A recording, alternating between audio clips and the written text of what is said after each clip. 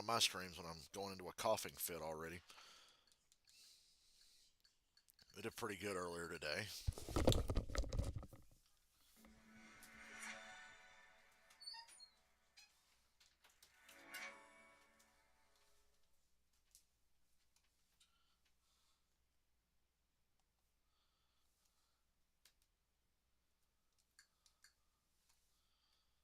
So when the track does start to dry, it is a softer rubber, which means it makes more grip. Now what that also means is it makes more heat and it makes more wear. So that is the question, right? How far can they go once it starts drying out? If it stays wet, they can run a long time. But as a groove starts drying out, all the drivers will search for that dry groove because that's where the most grip will be. But again, that's going to wear that tire out. NASCAR has told the drivers to get in the cars at So, welcome back, ladies and gentlemen. This is the opposite of Charlotte, I guess. We've got 82 laps to go. We got a wet track. We got wet tires. We're going to use them. I kind of accepted living in the reality where Tyler Reddick won this race, but I guess we're going to carry on and see what happens. Anybody bet on Tyler Reddick today that's going to be really pissed off about this decision? I got to admit, I'm pretty shocked that I'm sitting here right now back on stream with you guys for an 82 lap run to the finish. Copyright early? I have no idea. I checked my email. I didn't have a copyright claim email.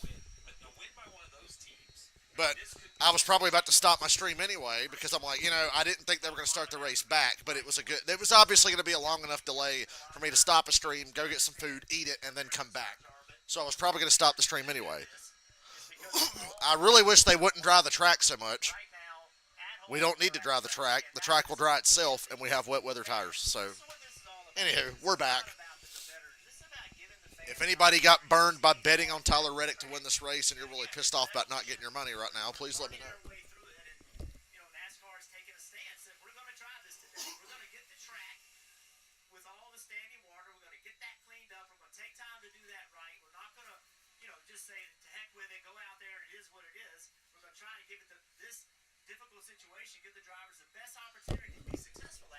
I figure the sun won't be down till after 8, so we've got a good hour plus to run this. So, yeah, we're good on that. I'm on the East Coast. It's still bright enough outside here in North Carolina. It gets dark slightly earlier in the Northeast, even though we're on the same time zone.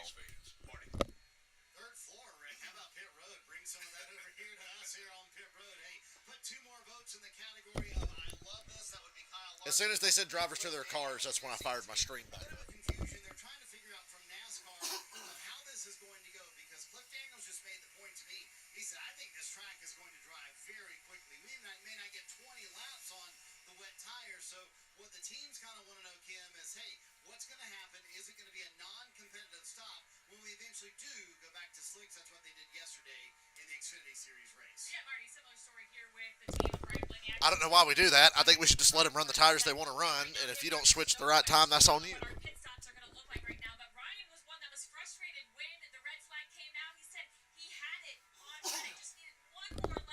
New lease on life for Ryan Blaney and Denny Hamlin, and honestly Todd Gilliland and these guys. Kyle Larson, who got knocked back to 7th, courtesy of Denny Hamlin.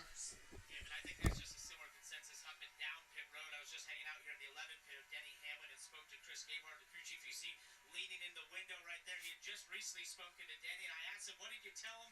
He said, hey, it's unique circumstances, but there's a win on offer. Let's find a way to go win. Let's go. And so basically, if we got the track position, I like his mindset. The 11 cars were the fastest cars when we were in the track portion of this race. So I think this is continued consensus. There's a lot of unknowns, but this is a race, and these are race car drivers with race cars. Let's go find a way to get up front. Rick, I was in the garage at Watkins Glen when they opened practice to run in the wet. And this was, I don't know, 15 years ago, 20 years ago, Jeff. And I remember it was like, absolutely not. Why would we do such a thing? This is the craziest thing I've ever seen. And now I only say that because the evolution is now when we are road course racing, NASCAR stays out of the tire business. They said, good luck, put what you want on, wets or dries, figure it out. If I shake my crystal ball. That's how it needs to be in Cup. 5 years. That's You what put the tires on you want. you know, all these questions You make a bad choice or run on them too long, that's on you. tires you want, not our problem. You figure it out, and I think that would be the most entertaining point. I think Justin Haley's still good enough to get a top 10. I don't think Harrison Burton's good enough to stay where he's at. Just, darts being thrown, guessing on what to do. The decision on the road courses are because the experience is built up where you get to a certain lap time or certain. Now there's still a question mark, and I think that comfort level changes for each driver. That's almost a skill set to the driver who can make slicks work in the damp or can keep wets working when it's drying. We got to get 4 or 5 of these oval tracks behind us before we start making those decisions. Yeah, NASCAR has not been the pioneer on rain tires on road courses. That's been done all. NASCAR has several chances to do this, and they always fucking fumble it. They're still fumbling it, but at least we're probably going to get to see a finish. Really, only ones If they'll hurry up. running on an oval. So we've learned from all the other series on road courses, and everybody else is going to learn from us in this situation. And folks, at the start of the show. And poor IndyCar got bumped to the cock. Sorry, IndyCar, they put you on the cock. So if I'm an IndyCar guy, I'm an IndyCar fan, I'd be a little annoyed right now, especially if you don't have Peacock. You have to get a whole subscription. Oh boy, we're going to fire him up.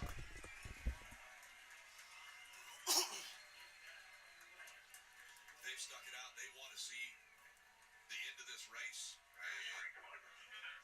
Drivers are firing the engines up now. This is a learning experience for them as well. Many fans left because this doesn't happen, right? Many fans said, "Well, we've seen this picture." I stopped the stream and went to get food. But they're going to. They went home. So Oh, they put IndyCar on NBC? Good, good, good. I'm glad they didn't get put on the cock. I'm a bit shocked. I'm good with it. I don't have a problem with it, but can I tell you if I'm impressed or not after it gets done? no. You gotta pick. You gotta decide ahead of time. You bring it up though, Jeff. You keep saying there's so much on the line because of this, but there's never really not a lot. We've already done it at the All-Star race. So other than the class, that's it. Those are the only 2 races that don't affect the playoffs. I think I would have a different opinion if this was in the playoffs. But now that we've done this here, that might give us a chance when we get in the it continues to grow.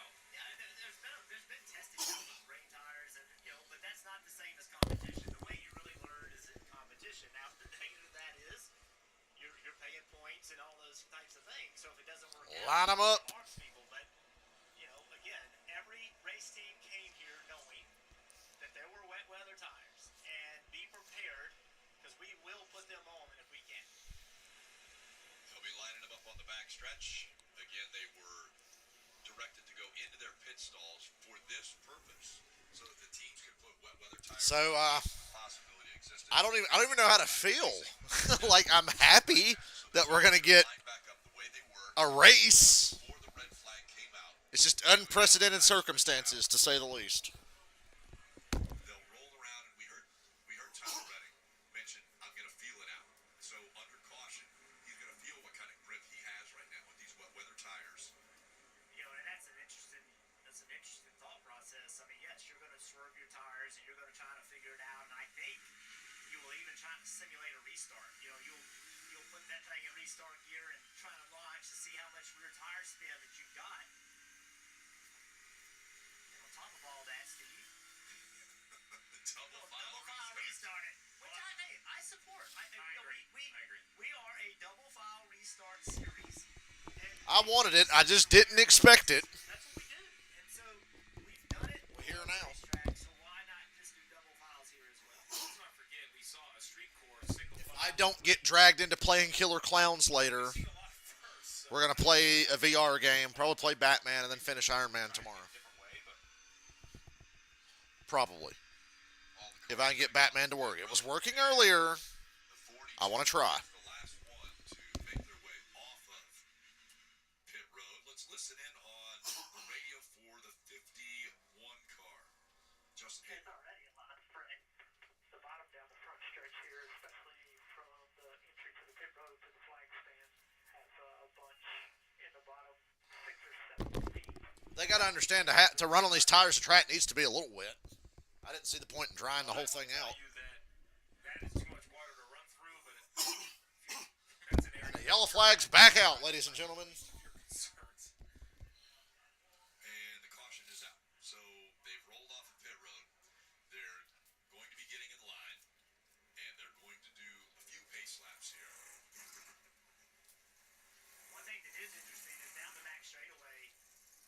They expect 25 to 30 laps, maybe, that the track will stay damp enough for these tires to be fine. Right, you go up the hill, you run through the road course, and that's what you're looking at right there. And you can see the elevation behind that.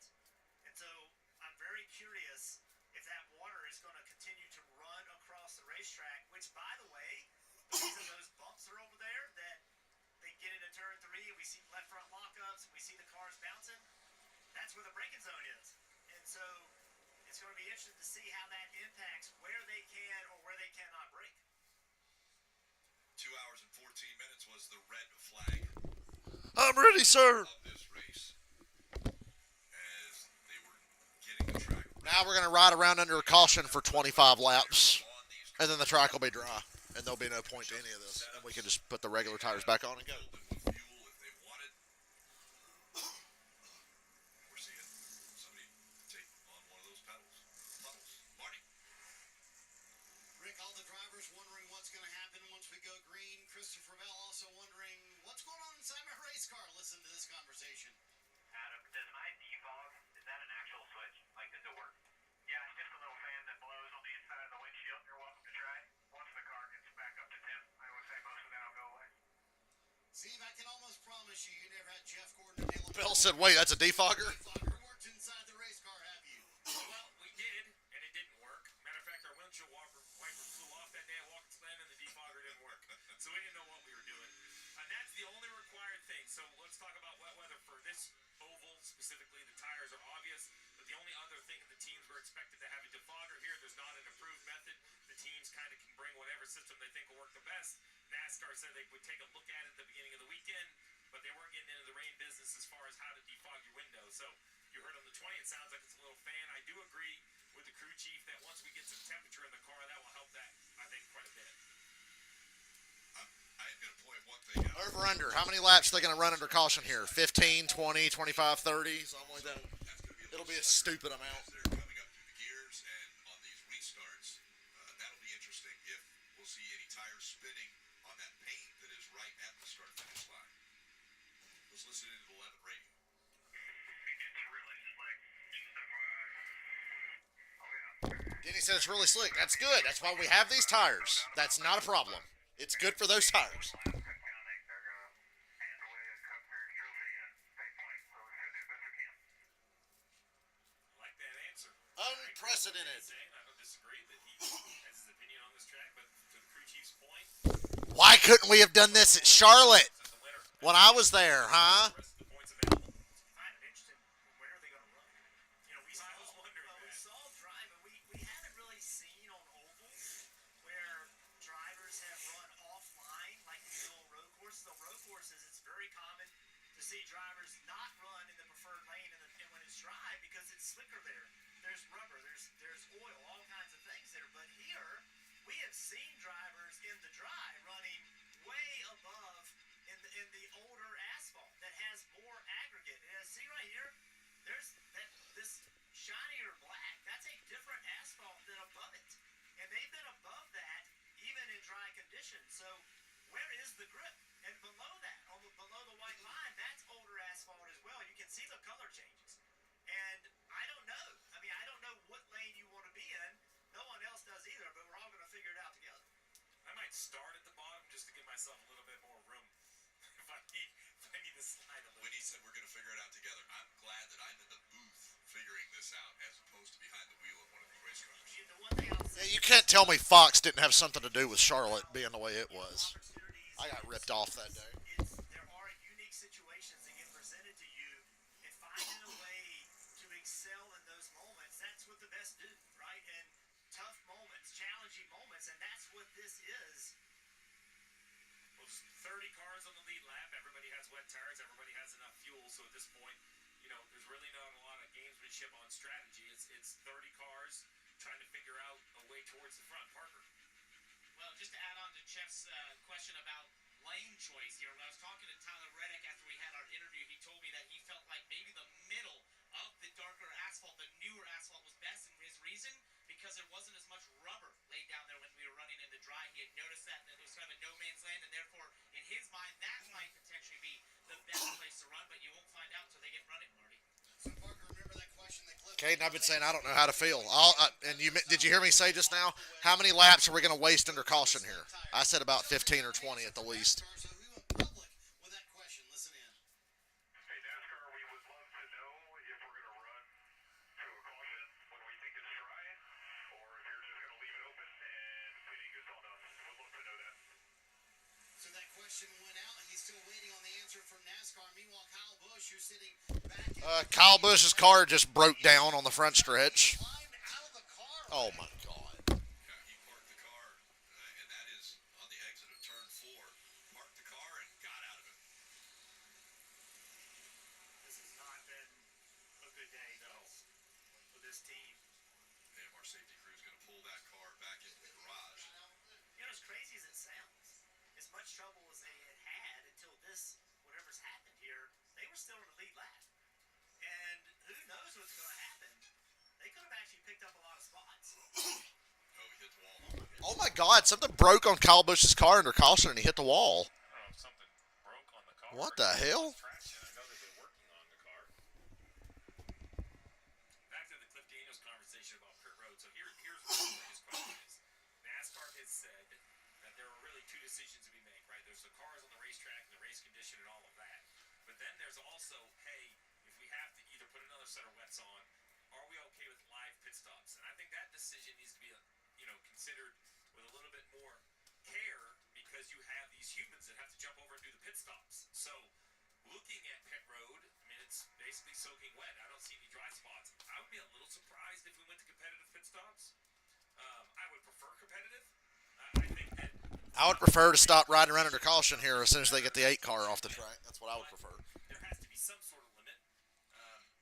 We'll see what NASCAR says. There's no real standing. Kyle Busch was running 33rd, got wrecked twice, waits 2 hours, gets back in the car, and then it breaks and he hits the wall under caution after waiting 2 hours. These drivers, they're going He was on the lead lap. bubbles trying to keep their tires cool.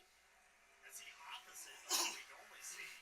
Normally we see drivers trying to heat their tires up, but they're trying to cool them off to make sure they don't wear out quickly. But this was a very strange event right along.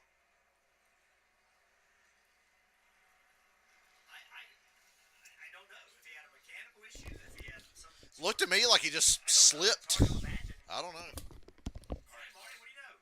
Well, I just asked Randall Burnett, and he said, I have no idea. He said it just absolutely took off on him. He said, I don't know if something broke. As you guys mentioned, they've been having some issues today. They have made some repairs to the 8 car, so they don't know. They're not going to know until they get back to the garage area.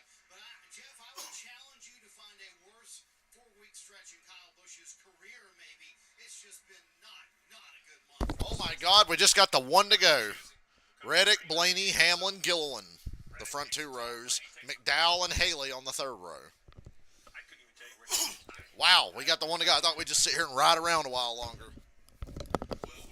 That track looks pretty damn wet to me. Like, I know they blew the standing water off. It's still pretty wet. Somebody's going to bust their ass. I promise you. Somebody's going to bust their ass, and I don't know how or how many they'll take out, but somebody's going to lose it. But now you're back in a different mindset. Yes, you have to be aggressive. Yes, you've got to protect your track position. But the race is going to end in 74 laps when they hit the line this time. You know we're going to all the way to the end. Everybody's back on the same strategy. We're all at level 0 here. You are where you are. And we'll have to make 1 pit stop because this track will dry out before this race is over. So you know you'll have to make another pit stop. Never mind, they waved off the goddamn restart.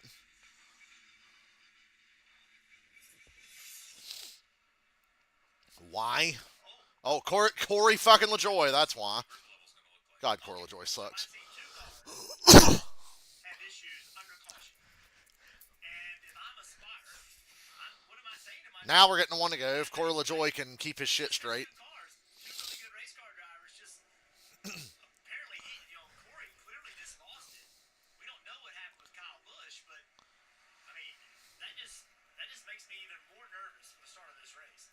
Well, there is an argument. If you're Reddick and Blaney, you kind of have to go. I wonder when they said they would do rain tires on an oval. I was like, is Phoenix and New Hampshire kind of too fast? I guess we're going to find out for sure. And like they just said, two guys just spun under caution. So, You don't have to start double file right in the middle of this. I know that might be. all right, at 6:57, we got another hour at least before sunset. I'm gonna hang on back. You know what? You let me know how much grip is down there. I'm gonna give it. And it could be a very slow pace race for cautions and just how slow they're going to have to go. We're going. Here we go. And again, it's Reddick and Blaney making up row one. Reddick on the outside of the 45. On the inside of the This is going to be is looking interesting. forward to this. A restart. 38 laying back there before the restart zone. You see that? Back under green. Chase Elliott pulls out a line way in the back. Pretty clean restart at the front. Here we go. And as we build speed down the back, turn three. Look at Blaney. Blaney's running all the way near the grass to catch water on those wet weather tires. Todd Gilliland said he thinks he can win this thing if we go back to green with wet weather tires, and he just shot into second place around the outside of Blaney. A little bit of spray. Off in the corner. 4 and 5 wide going through the Look at all the different lanes. Applaud the drivers. This is amazing effort by drivers who are willing to try. 5 wide from the grass to the outside wall. Reddick's got a nice little lead. Blaney back into second. Bell third. Larson got by Hamlin. I think Hamlin's being very cautious. They're going to see a lot more passing because certain guys are just going to push harder than others to try to get that advantage. loss of ground. Bell is up there now into second. Larson third.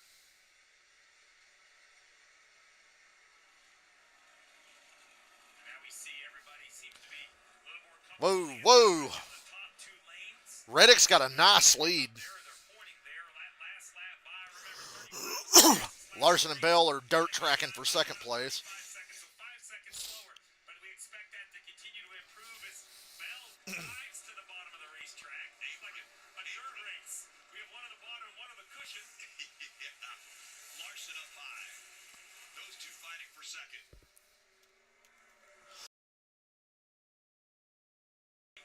Reddick gets to set the pace and not have to deal with guys dive bombing him. Opportunity, and here he is chasing it up to the fence.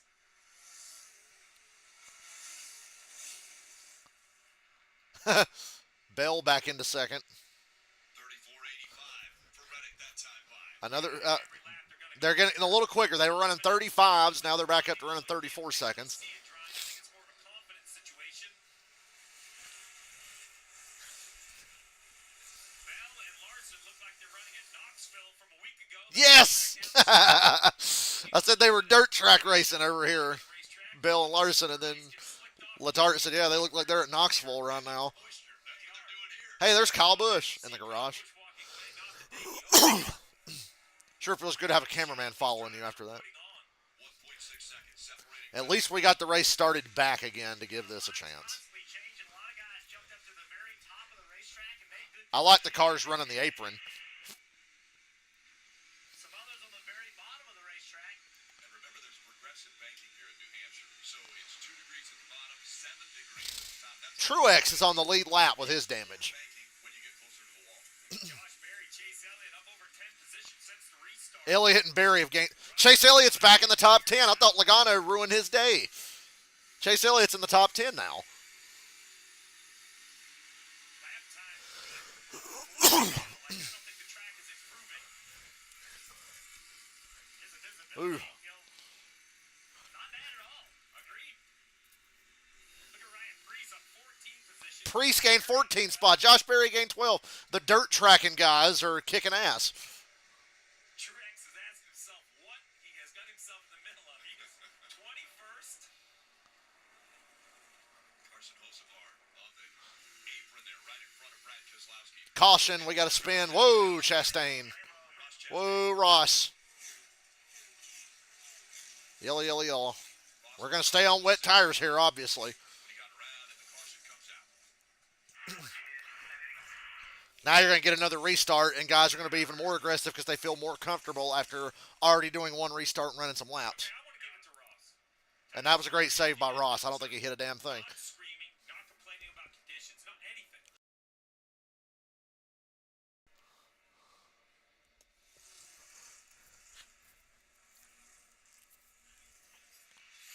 With the caution coming out. As He gets spun by Justin Haley.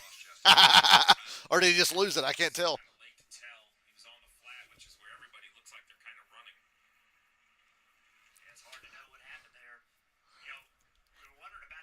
Good call on the caution. He couldn't get that thing straightened out, and they're running 5 wide. They're running every inch of this damn racetrack. So, oh, he hit the paint. Do you think the paint made him get sideways, or did Haley hit him? Actually, sounds like Haley hit him. Maybe even on the paint. Yeah, well, I don't know. I don't know if there was contact there or not. You see everybody looking for these puddles to cool their tires off. Will flood the engine. Because without it being a dry line, I don't know. I don't know. I don't know what the tires look like if we took them off right now. Well, I don't think this hurts anything. By going down there and trying to cool them off, I don't think that you would be looking for that under. The tires wear less when they're cooler and wetter. So yeah, it's smart to do what they're doing. Dry enough where that might. Whatever they're doing, they're all kind of agreeing. Denny's getting his right sides in the standing water, leaking from under the outside wall. I've never seen a field so spread out under caution. Everybody's all over the place. Blaney, Gilliland, Justin I Hayes, think John Hunter's getting the free pass here. Michael McDowell, Denny Hamlin, and Chase Elliott. They are the top 10 scored here. John Hunter Nemechek flying by on the screen. He was the first car one lap down, so he's getting back in the lead lap. That could be huge. He's back there in 30th, but we saw some guys make huge gains. This is the strangest caution I've ever seen. Big opportunity. I'm gonna have to admit, I was entertained. I was thoroughly entertained. I'm just shocked that Reddick was able to get out to such a big lead. They did a heck of a job. I thought it'd be like a super speedway race, but Reddick just checked out. Guess there's a reason. Best stock car drivers in the world.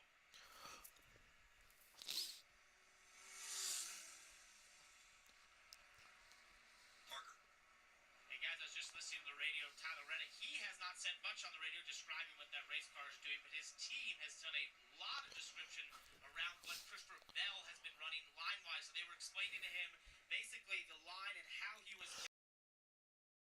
gain time on Tyler Reddick. If you saw They would probably use dirt racing physics to simulate wet weather racing. he was going to go to the middle because he felt like there was less rubber laid down there when we were racing the dry. Sure enough, that looked like the lane, but then In the next NASCAR game. speed, using that apron on the X of the corners, the team was describing that to him. And I know for all the unknowns and all the uncertainty, when I listened to that radio, it sounded just like some Cup Series teams and drivers trying to figure out how to go faster, and other Cup Series teams and drivers a bit 5 seconds slower right now. Brad Keselowski in the 6 on pit road. They have to Got stay some cars in the back pitting. with their tires. NASCAR needs this. They will have to maintain the wet weather tires. They cannot change to slicks when coming to pit road. The caution. Are you not entertained?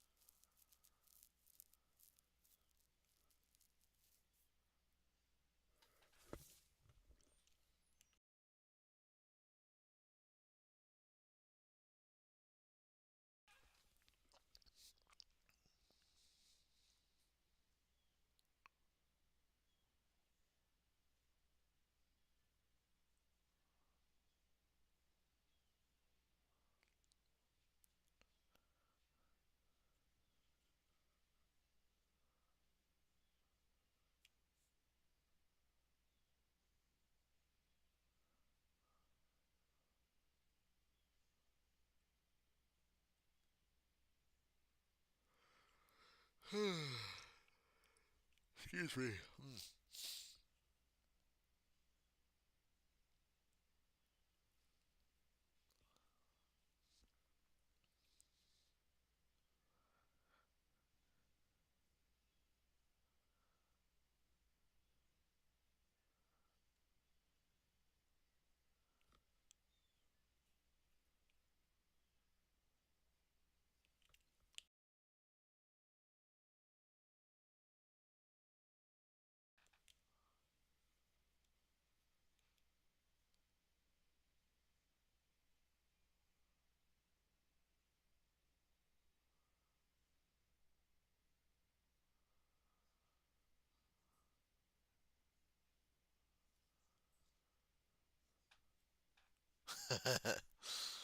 Oh, Lord. Maybe my stream won't magically disappear this time like it did earlier.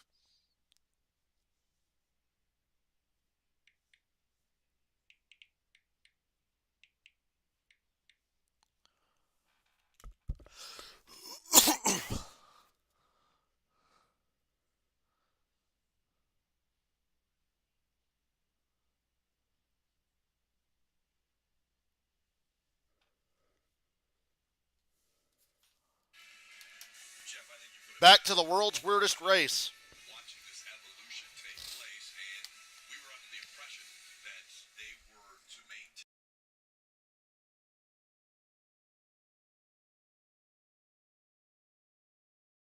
not change tires from the wet weather tires that they put on. I'm sure Dylan's watching, Ask those drivers that came unless he fell asleep or something. to go back on pit road and put those tires back on those that came onto pit road and changed. Yeah, so basically, you were allowed to come down pit road and make adjustments. You would lose your position on the racetrack, but you would not be able to pass people who also pitted. So the order in which you entered pit road would be the order in which you exited pit road. But the communication was stay on wets. I took that as what you just said, Rick. You must stay on that type of tire. What they meant was stay on this specific set of tires. They wanted to keep everybody the same. So we'll have to see some corrections by a few of the teams. All right, so now I gotta get back to the racing. I gotta Todd Gilliland supremacy. just had some. Todd Gilliland supremacy. So now I have a much better idea of how. Got Bell, Reddick, Larson, Blaney, Haley, and Gilliland up front. See if there's any drying going on. Does any what I'm looking for? Told you somebody would bust their ass. I was right. Just took longer than I thought. Chastain was the one who did. I thought Bell was catching Reddick a couple 3/10 a lap. Whether that was aggression, right? Reddick's kind of just driving out of his mirror, thinking he's finding the gap or not. And we had two cars that picked up a lot of positions. Picked up 15 spots. Our cars. So we wonder if there is, some sort of setup change that they made, or it is just the setup they started the race with. Good for rain. All right, how crazy is it up front? Well, it's pretty crazy. We're going to watch this restart not only from the front and watch kind of an overview, but also these guys in the back. Martin Truex Jr. and Brad. We got Brad Keselowski, Martin Truex on boards, and the top of the screen is the front of the field. I love UNBC. 60 to go. This has got to be a more aggressive restart, right? Reddick nailed it again. Got some wobbling around back there. And they fan out everywhere from the grass to the outside wall. And Christopher Bell just took the lead. Wow. You can't stop Christopher Bell at New Hampshire. Wet track, dry track, it don't fucking matter. Who's going to get more aggressive to try to stay with him? Blaney up there in that third groove. I think Bell has something figured out. It looks like he's a lot more confident from the middle off, running that bottom of the racetrack.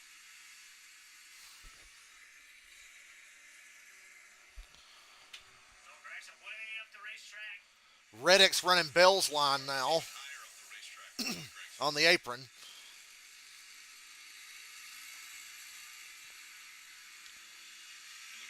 Whoa, Cindric. Cindric looked like he was going to dive bomb Priest. Oh, Priest is sliding. Good save.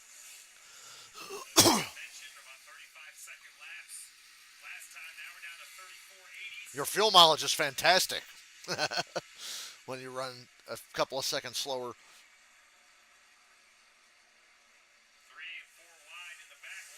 I can't tell you who's running where. Two distinctly different lines. We have Bell clearly running the flat apron of the racetrack. Reddick chasing him to the bottom. Now Larson to the bottom. Blaney running the third lane. Christopher Bell driving away. Look at this mess. So Bell's running 140 miles an hour when he gets into the turn. That's about 10 or 12 slower than underground. Stenhouse. Oh, whoa, Stenhouse. Stenhouse drove in the back of Cindric and then just took off straight and almost wrecked William Byron. Ricky Stenhouse Jr. right there on the tracks of that 19 of Martin Truex And Chris Buescher, 5th.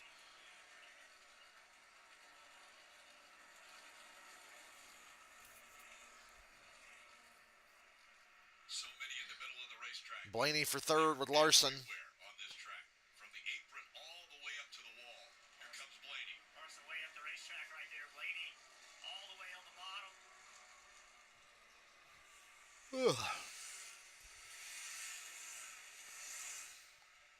Larson holds him off. Here comes Buescher. Justin Haley's 10th. I told you he's good enough to still get a top 10. On Hocevar.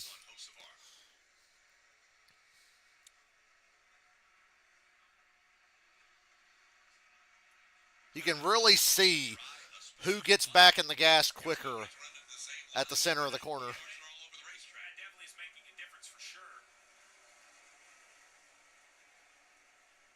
Kim. And Ryan Blaney had asked his team, what is the preferred line? They said there are guys all over the place, but Bell is making up a lot of time on the apron. So then you saw Blaney use that apron. That car right now, though, just very tight. Maybe didn't free it up. Too tight to run the bottom like that. Kim, when you look at lap times, Christopher Bell and Kyle Larson really have been the 2 quickest. They're in 1st and 3rd right now. Jeff, coincidence or not that both of those are dirt drivers from their background?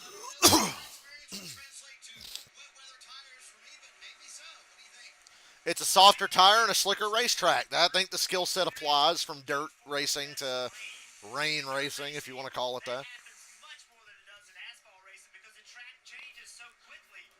Dirt racers, it's a skill and an art to finding where your car is the best, and I think that willingness to go try things is probably comes a little more natural to those drivers. You can see the lap times on the left. Bell is 3 4 tenths of a Excuse second me. faster than his competitors behind him. 2 tenths of a second that time. Look at this racing in the back. We see this every week. I mean, this gas back here, it is wild. This is wild, what we're witnessing right now. Whoa! 5 of Reddick. Larson went down to Reddick's line, and now Blaney's going to pass them both. Very competitive race, pushing and shoving. Blaney is going to Or not. Oh, he got to Larson's outside. has to give him the top. Blaney might turn left and Christopher Bell has a 3-second lead. top at this end of the racetrack. Back to the top. Back to the apron for Reddick and Larson. Blaney about 3 lanes off of them up top. Trying to complete the pass. And going around the outside of Reddick for 2nd. Has Blaney found something? Or is Larson just trying not to run Reddick over and Reddick's giving up a little bit of pace? Now Larson's back to the top. What's interesting is that even in these crazy conditions, Jeff, how consistent the leader's lap time is. Like, I mean, he runs. I can't go to the go-kart track over a couple tenths of a second each lap, and he's running it consistently. Although that lap right there, a big pickup down to a 34.50. So either confidence or trying, probably a little bit of both. These race car drivers, that's what makes them great, is that they immediately can find the grip, get on the edge of it, and do it every lap. Reddick falling back a little bit, Buescher to the middle of the track. Blaney and Larson got by Reddick, and now Buescher is as well. To second, he got by Larson. You start Go run down to 20. Put on a show, Blaney. Go 2 in a row. See, that's an area I would 50 to go. down the straightaway. I try to be in the wet just to keep my tires cool with all the wet weather experience that I have. Yeah, I would actually say it's actually, of all tracks, this might be the Blaney gained 2 tenths. 3 tenths now on Bell color-wise in the corner. from when he got to 2nd. That's a little bit. Water by the barrier, where the cars are running no real spray. Another 10th off. And another. I think Blaney's picking up the pace. Carrying a lot of speed on the entries. I expect Bell will as well. Another 4 tenths. Yeah, Christopher Bell half a second off of that lead now. 12 has found Blaney's comfortable. better. He's finding something. He's 3 tenths quicker than Bell on the stopwatch Larson and their open that last lap. experience as far as dirt track. Blaney's fastest car on the track, How about the 34.2. of Chase Briscoe? He has gained. Let's see what Bell's lap is this time by. By the way, he ran the flat track in a wing sprint here on Friday. So I don't know. Look, I agree with Marty that I don't think it's something like, oh, this is what they do on dirt. 34.6 for Bell, 34.3 for Blaney. Blaney's still 3 tenths quicker. Every corner is a different corner. Down to a 2-second lead now. Competition and hitting this, 1 or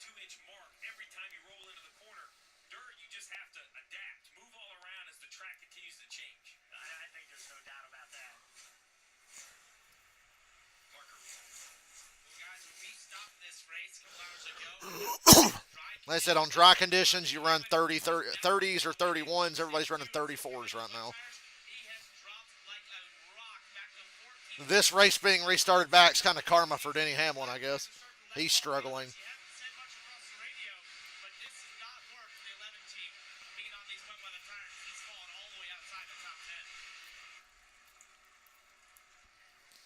Hamlin back to 14th now. And remember, Hamlin, stage 2 winner.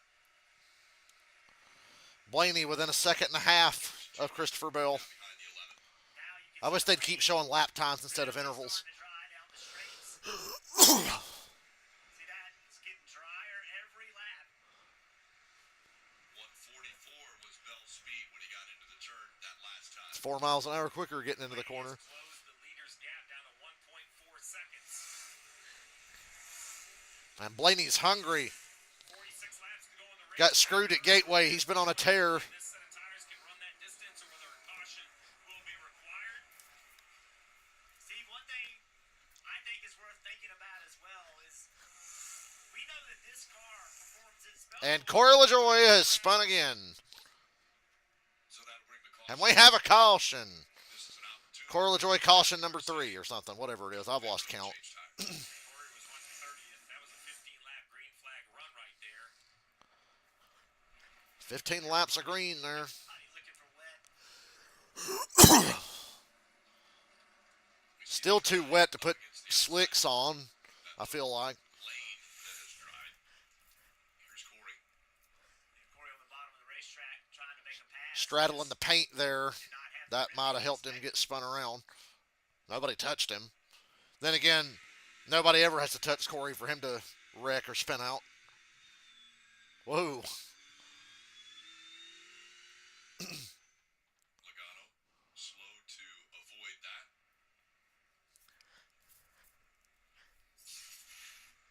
So 10 cautions here at New Hampshire. Everyone, with the exception of Bell. Bell's going to come over now and try to get some water on these tires. You know, I'd be a little nervous down there, Steve, just about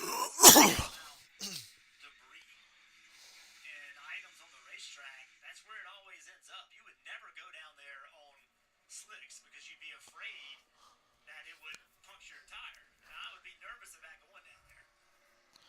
I'm nervous about the rest of this race, even now, after seeing him run for a while. I'm still nervous. Look like they're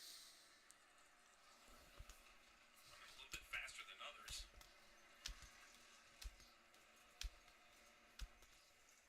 This is going to be non-competitive pit stop, so they're not allowed to take tires. If you come to pit road, you can make So you might as well just stay out. put different tires on. Yeah, so if Stay I out, could stay out, change stay out. tires, I mean, anyone inside the top 20, I'm not on these wets. Now, maybe if I'm outside the top 20, and Jeff, to your point, I'm like, hey, this thing is just so tight. If you've just freed it up, well, a chassis is still going to work like a chassis works, whether it's on wet tires or dry. So I would come down and make, some adjustments. Go to there. weather.com and look at what time is sunset. You got to remember, And we saw that. the sun really doesn't go down until 15 or 20 minutes after sunset. Well, no, it wasn't. Not to say he might be the first car lap down, but So we can look at the sunset time and then guess from there. I believe the 47. I believe what he was doing was he was thinking that these guys weren't maintaining proper pace. So he just jumped up there to say, "Hey, they're not maintaining pace. You have to maintain pace." And trying to take a spot, and NASCAR went, "That's not how the game we're playing today." The 99 was the free pass, Jeff. Look at LaJoy's a lap down now because of the wreck, but at the time of the yellow, Suarez was the free pass. They're not keeping up. There you have it. That's what. Listen to me. It doesn't matter. They're telling us to get behind the 24. Let's get behind the 24. That's the game they were trying to play. Is you have to maintain pace. Drivers are okay. Sunset in New Hampshire is at 8:29. We still have over an hour. 8:29 is sunset, and really, you have about 15 minutes after sunset before it starts. Uncharted territory. You guys mentioned that NASCAR told So we're still good on that front. There's only 43 to go here. Kyle Larson. Both, however, Steve said on the radio, I would really. Christopher Bell said a moment ago. Still too wet for slick, huh? Oh, yeah, way too wet for slick. Tim, are these tires going away? I mean, I think it's definitely time to have the field put tires on, yeah. And so So NASCAR to this point has waved it off. Steve, you kind of said this would be a Some of the guys think they should let everyone change tires, at least non-competitively, but NASCAR says no for now. second or first and third driver say, hey, I think it's time for some new wets. Yeah, I can argue both sides. I mean, I agree with Christopher. Why not just take them off and see how much damage there is to them, if there's any damage? And at the same time, We had a 15-lap run there. It would be a good time to have a competition caution, you know. 15 or 18 or 20 laps, we might be able to put it, and then let the race run 20 laps to the finish. Pit road is open, but again, they are not allowed to put on different The fuck is tires. Briscoe doing all the way down there? But they have to stay on these wet weather tires that they've started this wet weather run. So, you mentioned it. Briscoe moved up. Busher gained some spots right there.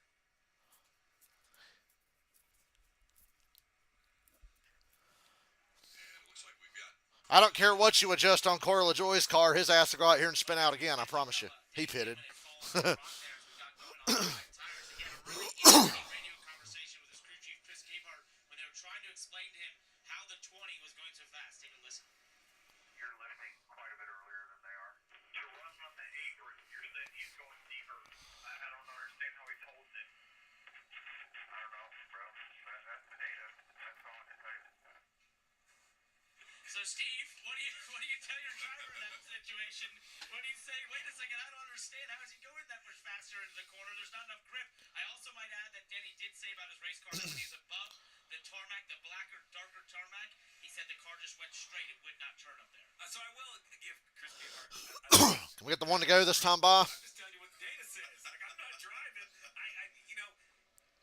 It's tongue in cheek, but I actually like how they're trying to work through it. Like, hey, Denny, I'm looking at the belt. Here's what he's doing. Denny kind of has a retort like, well, my car won. Like, I believe what you're saying, but I don't know what to tell you. This is just what the data says. But how about that, Jeff? I mean, they're instantly trying to find speed by comparing how Bell is driving with the lead. Well, I can tell you what I think it is that the slower this car goes, think about it, the slower this car goes, the Getting one to go here. Restart with 39 to go. back in the pack because you lose more downforce. And these cars are going much slower than they were going before. So track position may be even more important to get that downforce that you want in the race car. And when you slow the pace down and you don't have as much downforce and then you lose some more, it's a bigger loss. I'm going to tell you, though, Rick, I'm not a race car driver.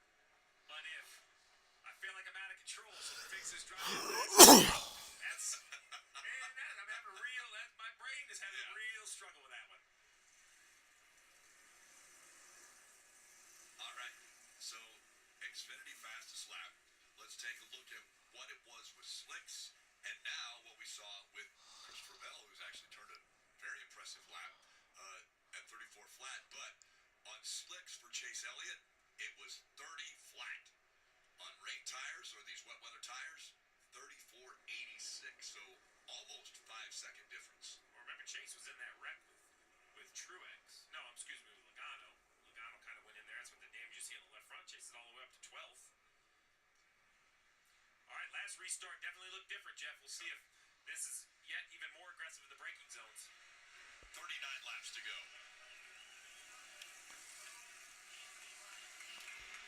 Green, green, green. Larson on the inside, back up through the gears they go.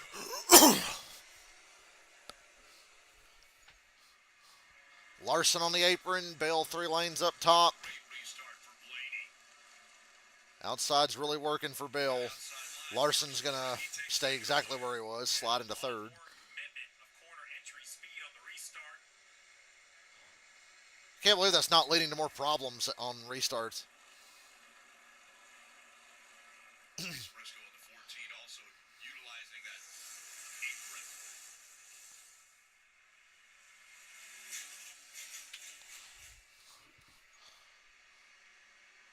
Bell, Blaney, Larson, Reddick, Berry.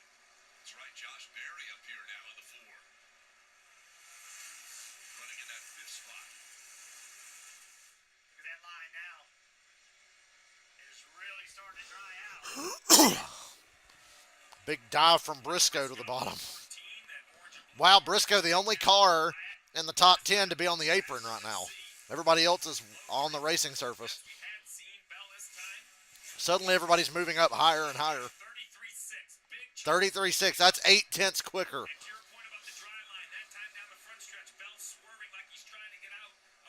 They've picked up almost another second here. Oh, big wreck. Noah Gregson, Austin Dillon, Bubba Wallace. Eric Jones spins through. Cindric, Stenhouse, Zane Smith. Big wreck. Now it's Bubba's done. Noah's done because Noah's left front ain't even moving.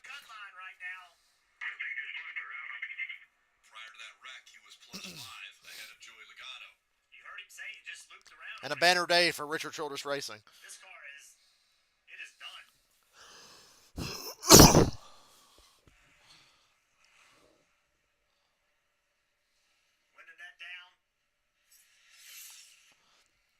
Looks like Noah calls this.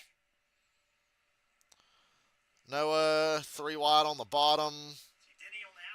The right rear got on the paint and he just took out Bubba, and yeah, that's on Noah. It was the paint, I think. You got to straddle that damn paint or stay off it entirely. You can't get your tires on it. Excuse me. It's the big one, kinda.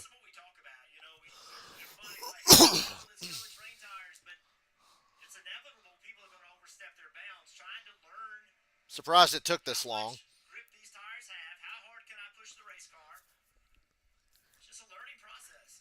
I'm surprised that took this long.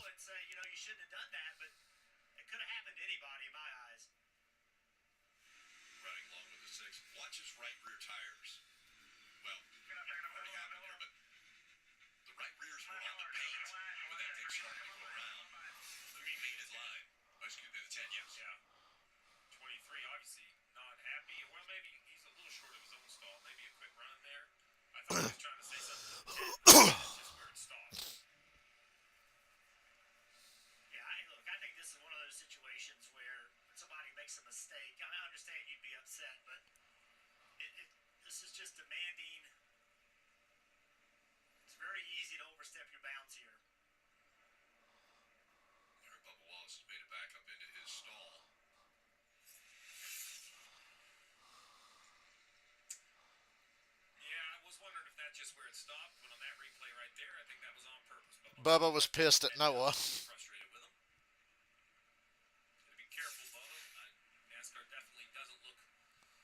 I wish Noah had to get out of his car too.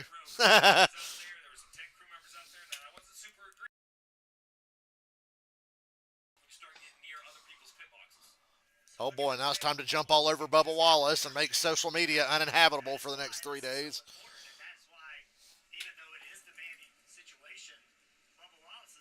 What, he can't be mad that he got wrecked by some moron?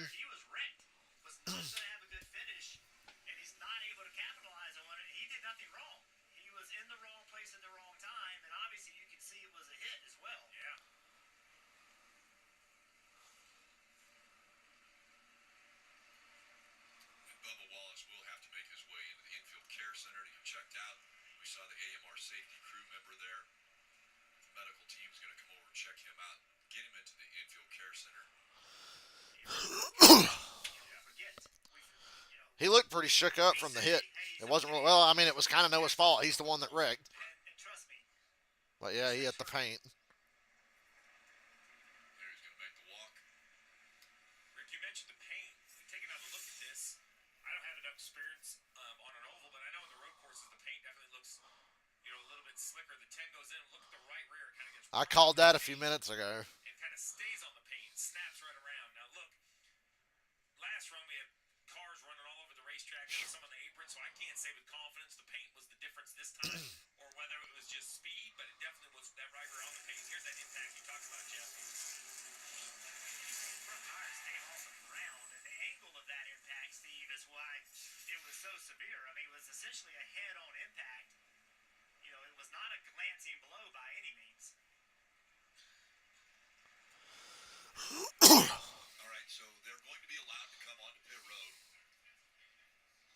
And Steve, go ahead and explain what they're allowed to do here. So it sounds like, if we're understanding this right from NASCAR, they're non-competitive pit stops. You can change tires. Change tires, but they must be wet. So let me unpack this. In my opinion, that means you don't have to pit. You can stay on the racetrack. You could stay out. If you do pit, I'd stay out. you must change tires to another set of wet. Stay out, stay out, stay out. So Somebody stay out. hurry on pit road. The idea Nah, is dude, it's only 7:30 and sunset's not till 8:30. So nah, they don't need to shorten the laps. They'll get this in. if the option is because pit road's still closed because if it's the We still got an hour. with 33 to go, do you pit or does Stay somebody out. stay out and risk it? Stay out. Risk being that the tires will eventually wear out, and that's how much experience. We're gonna have so many caution laps from guys spinning. I would take the risk on staying out. And I think that's why I'd stay out. it's difficult. But as you can see, the track is starting to dry. I know the track's drying. Every lap it got drier and drier, and that will, without a doubt, wear the the tires out. So I will tell you though, as I'm reading through a lot of these radios, I think most of the field pits. I'm hearing we can't take tires, we have to take tires, we might take tires. So, you know, when we talk about this learning experience, this communication, you know, wet weather tires. So I understand that if you pit, you have to put wet weathers on, and I understand it's not competitive. I'm crystal clear on that. What I'm not completely clear on is whether you must pit. That's a very different opinion. Because if you are, whoever, pick a guy in the back that's just not going anywhere, you know, do you stay out and say, well, let's see if these tires can make it? I mean, what do you have to lose if you're certain drivers in the back? Let's see, though. Maybe everybody will come down pit road. It won't even be a story. Oh, now the story is you must pit. Okay. Everybody's pitting. Told the first time. Okay, everybody has to pit. I got it. I think this is actually They're making everybody pit. No option here. Okay. I just don't think the teams. Non-competitive stops. You retain your position. There's just not enough experience. So take that off the teams. Now in the future, agreed. I want it to be on the team's decision when to put tires on, whether to put slicks on or not. But we're not there yet, Parker. Right, as we look at Tyler Reddick there in the 45 come to his pit stall, he was on the radio as he found out they were going to be changing tires, and he wanted to know what the state of those tires that are coming off the race car, what they looked like, and what the wear was like on them, so he can sort of judge how much he can push on these, Marty. Again, non-competitive stops. That's why you see everybody moving very slowly. Christopher Bell agreed with this call from NASCAR that fresh, wet tires would help everyone. He said he needs a little bit too tight, a little more turn. Center exit Kyle Larson has already left pit road. He said it still turns really well, but I can stand to be tighter as well. And for Ryan Blaney there, the crew chief done. The team, take it easy. We don't need to make any mistakes here. You will get your spot back. Ryan saying it's just a little too tight. I need more turn, maybe a number more on the turn. So they did make an air pressure adjustment on those wet weather tires, Marty. So, Kim, the competitive or non-competitive pit stops are over with. There you see the wet weather tires that came off. I think they look fairly good. But is there a bigger problem for the leader, Christopher Bell? Listen in. Bell has a problem. Hey, I've got the orange triangle on my dash for some reason. Must be bolts. Yeah, I just had my cool shirt off and the bolts are good, but my alternator switch is on. Go to page 5, you should get bolts. No commercial break. Yeah, we haven't gone to commercial one goddamn time. Yeah, You're right about that.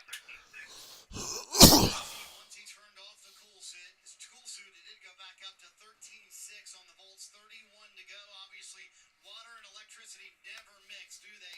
How worried are you if you're Adam Stevens? I was worried until he gave me 13.5 or 13.6. That doesn't concern me very much.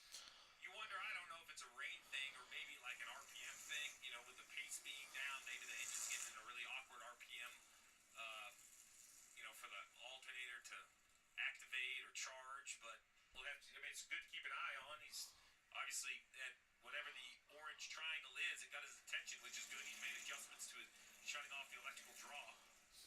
If we go back those race tires that were on the road, I thought they looked really good. First, you know, the Xfinity Series, we saw some blistering, some popping. So if we just stay right here for a minute, I mean, you can see that there's some graining, being like this waviness right here. That's kind of graining, meaning that, you know, the tires being balled up in that direction. I like the way Latart's breaking this down for us. I've seen it much, much worse on dirt tires, to be quite honest, that run on clay down in South and North Carolina. So those tires right there look great. You know, it'll be interesting as the track dries. The temperature's going to go up, where wear will increase, but then that blistering could happen. This next set of tires won't look that good, I don't think. I mean, What is Austin Dillon doing? already seeing some drying on the race. Just park it. Austin Dillon, What are you doing? that wreck just a few minutes ago. Making a fucking mess. Rolling out on the left side. And it looks like Tire rub. Yeah. Well, as long as it's just a tire rub, that's fine. Listening to the 8th place running car, the 17 of Chris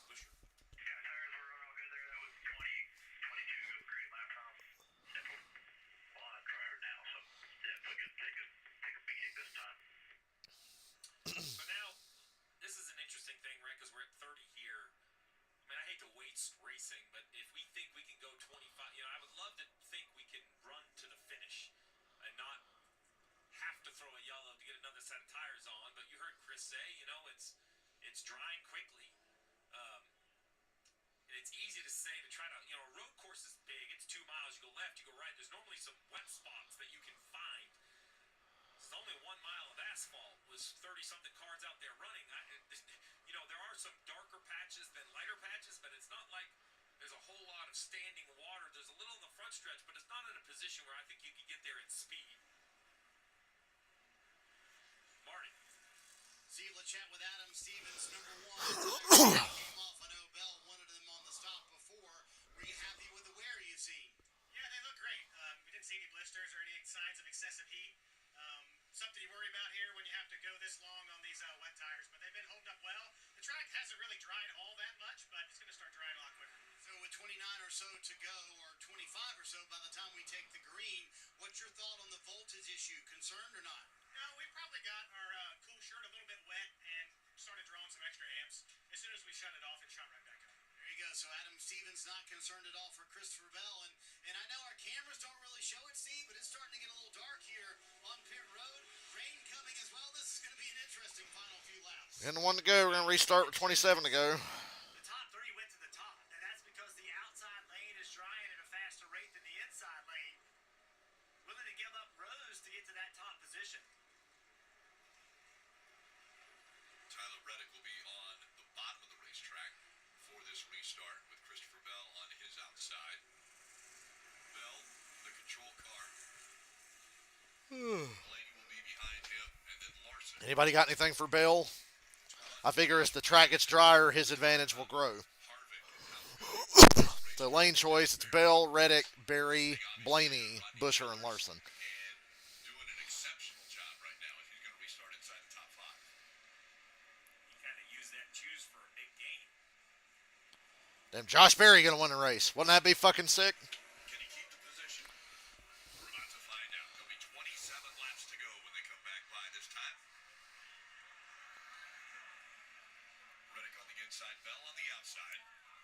What a day. And getting ready to enter the restart zone. Green, green, green. 27 laps.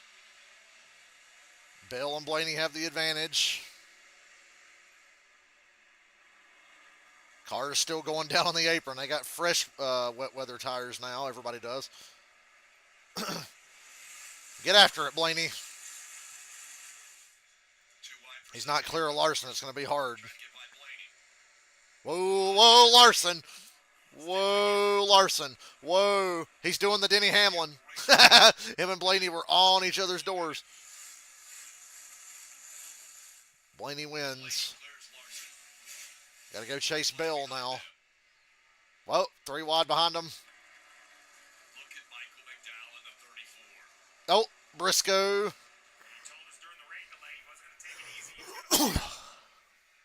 Push. Reddick fell all the way back, now fighting with McDowell for that 4th spot. They're all fighting for that outside lane. Come on, you guys ain't zoomed in on somebody's left front tire all day. Don't count out Berry. I love Josh Berry. I can count him out now. He's 9th. That didn't work out for him. I think the fast cars are getting closer and closer. Whoa! Reddick and Haley almost hooked each other. We're down to 32-second laps. We're even quicker now than we were the previous run because the track's getting drier. And as it gets drier, the fast cars will be fast again no matter what. The equalizer is going away. Tires wear more and just pace. Now you're definitely abusing the tires more running at this pace. 25 laps to go. Will they last 25? That's the question. Saw Bell running down the straightaway looking for wet. Trying to cool those tires off. But it's a lot of racing left to go. And a lot of dry track down the backstretch. Blaney stays in it. Bell looking around for some moisture. Marty. And Rick, I think that's an important point that Jeff just brought up a moment ago. Stevie Reed spotted for Christopher Bell said you're going to have to find some wet. So clearly track drying very quickly. And Jeff, how much will you have to change your Gotta find the wet. much for lap time, but in search of some wet conditions? Find the wet spot. Where is the Oh, there's a sign falling off the wall. I bet you money NASCAR's going to throw a caution for that banner hanging off the wall in turn 2. You want to bet? Brakes heating up. You see him glowing for Christopher Bell. I wish they'd show lap times instead of intervals. Something happened back here. The wall here. 15 bounced off the wall. Castrala. One of the New England. No split screen replay, NBC. You're slipping. I know it's late in the day, but damn. How very Fox of you. Bell has a 0.8 of a second lead over Blaney.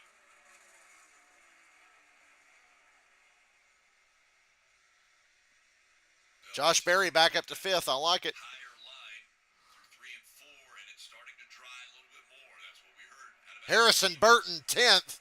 the track's going to I greatly underestimated him. I said when they went back racing he wouldn't stay where he was. Hell, he's doing better than where he was. A Burton at New Hampshire. 41 car just pushing the 11 kind of out of the groove, saying, hey, I want this outside lane. Not even running to the bottom of the racetrack, willing to move him up. Blaney's been 0.8 back of Bell for a couple laps now. I don't think he can get him. 20 to go. And they're 20 to go. Hocevar on the outside, trying to hang on to that spot as 41 moves to his inside with Ryan Preece. Little contact made there. Priest is running everybody out of the line he wants to run. It's kind of funny. Hocevar's loose. You can see Ugh. what's happening. Just Priest is running everybody out. to the door of somebody and just door them and move them out of the lane so you can have the drive. Hocevar, a big slide there. Oh, big slide. Damn near wrecked Suarez. Whoa. Hocevar still sideways. He was halfway down the front stretch, still going sideways. He's having a hard time right now. McDowell just passed Kyle Larson for 3rd. Looks like he's off the pace. What's Larson got a problem? He gives up a spot to Michael McDowell. Tires. Just radioed to Cliff Daniels. Right rear completely gone now. Larson burned up his right rear. And these softer tires, it's going to be even worse. Oh, Hocevar just wrecked. Caution. That's a caution. As I say, he's parked in the middle of the damn racetrack, NASCAR. Let's go. That caution was several laps coming. They're starting to really struggle with their cars. At least even if these tires out. Want to put slicks on? Very awkward spot of, is it dry enough? Is it dry enough for slicks? Parts of the track, yes. Hocevar wants draws. putting dries on it? I hope. Some guys were really bad there. Larson had no more right rear. So if everybody has to pit and put slicks on, what a huge break for Kyle Larson. That was a super early spin getting into the corner. This was a little bit earlier. You see Priest just saying, Priest said, no, I'm here. just try zone, and if that means I push I think it's time for slicks, too.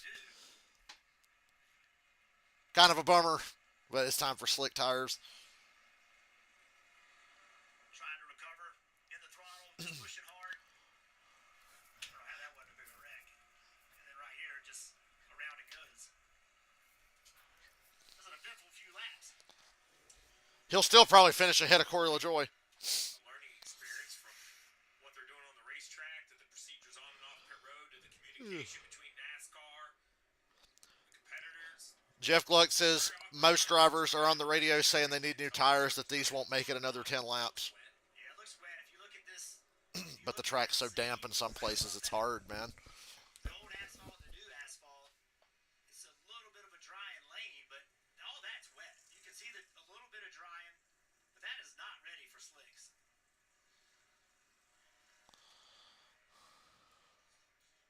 And so there's a great possibility this race is going to end with only 16 laps to go on these wet weather tires. Whether it be these or them letting them come to pit road and put another set on. Marty.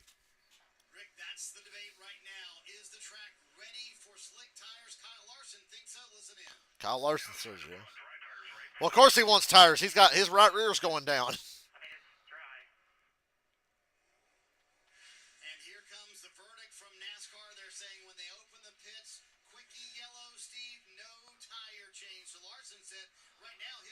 Quickie yellow, no tire change.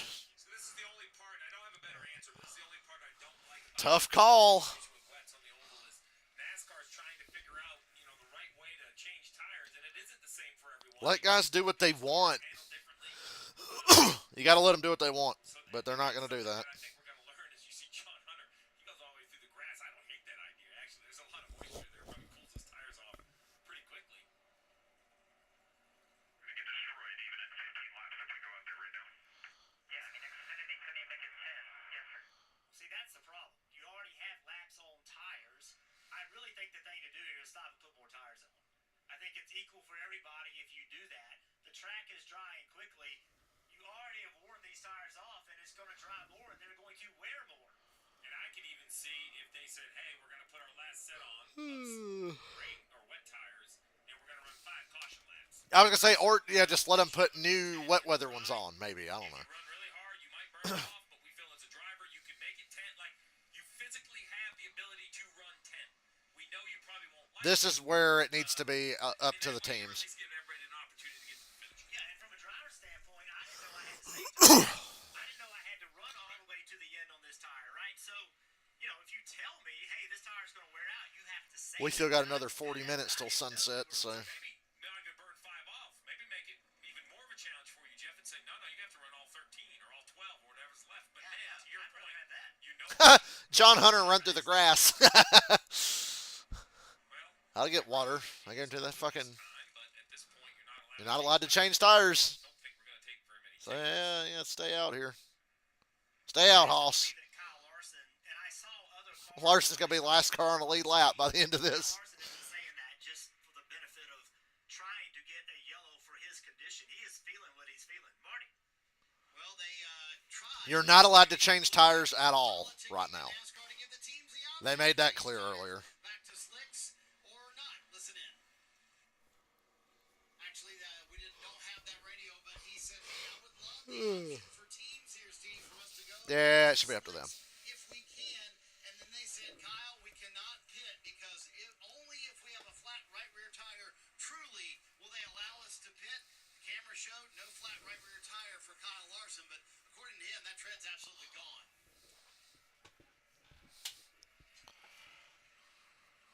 It's going to be interesting. I mean, like you said, Jeff, I believe what Kyle Larson is saying. Look at the cars hugging the outside wall to catch that water coming from under the wall. At some point, the track seems like it's ready, it's cleaned up. John Hunter through the grass again. They're saying it looks dry to them, where you could put slicks on, but I don't see that. I see dry areas. But right there you can see it's dry, but below it and above it is wet.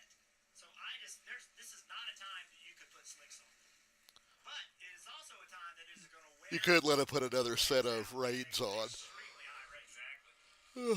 We didn't get one to go that time. I thought they said quickie yellow. And they still have not gone through the chew. This yellow doesn't seem very quick to me. Another set of dance on. There we're hearing the possibility exists. They're going to tell them to put another set. Put another set of rain tires on, and they can make it 9 or 10 laps, whatever you need. So, sounds like they're going to let everybody change to a different set. That's a good break for everyone. Is open, and everyone, we're hearing everyone is to change tires to another set of wet tires. Yeah, so basically everybody gets to roll down pit road, make adjustments. So that caution did save Larson. He was about to be a goner. At this point, if I'm a crew chief, I'm saying, hey, we're not going to see slicks. So this has to make it to the finish. So if I think a little less air may help that right rear wear, or you as a driver needs to try to maybe the right rear a little bit, I'm going to... Oh, you're tired, man. At this point, we're committed. This is what we're doing. Really, no more question about how this race is going to finish. We're going to finish on wets, on the last set of wets. Yeah, and I also am assuming as a driver that NASCAR is going to let this caution go a little bit longer, so I don't have too many laps to run, Marty. So, Jeff, while some teams are happy to see this fresh set of wet tires going on, Adam Stevens said, why are we making this decision? Of course, his driver, Christopher Bell, was out front here. He asked him, do you want any changes? He said, I could stand to be just a little bit freer on entry, not on exit. The other thing we're going up against, Kim, here is darkness here in New Hampshire, which is coming pretty quick. Yeah, Marty. Well, for the 34, Michael McDowell said I need a little more drive in. It's not bad, though. Little tight, and exactly what Steve said. The right rear felt a little soft for Michael McDowell. They're going to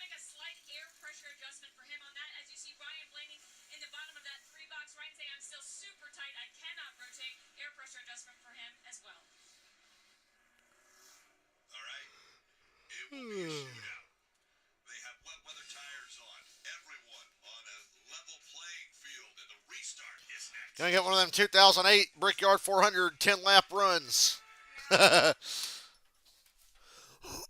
With 20 overtimes. No.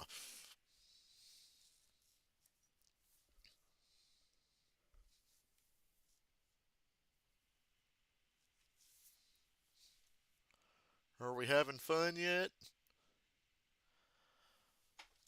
Also, I need to see, is my Switch is charged for tomorrow.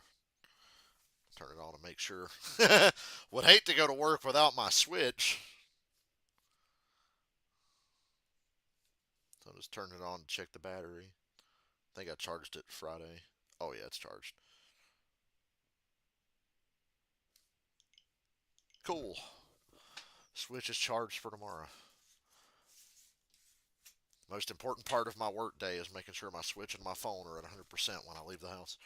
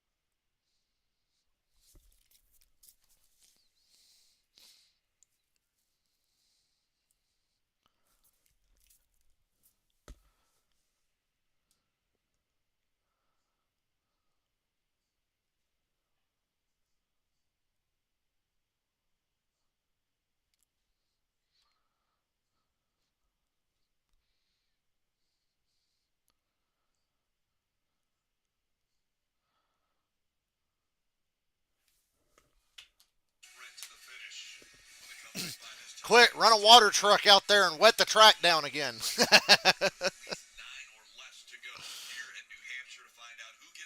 One to go. We're going to restart with 9 laps to go.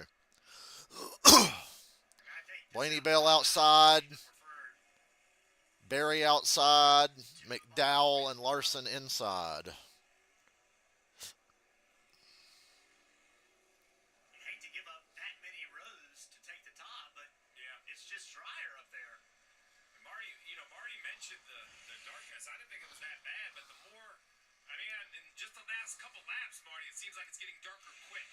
Certainly getting dark here on pit road. Kyle Larson talked about his right rear felt flat ski.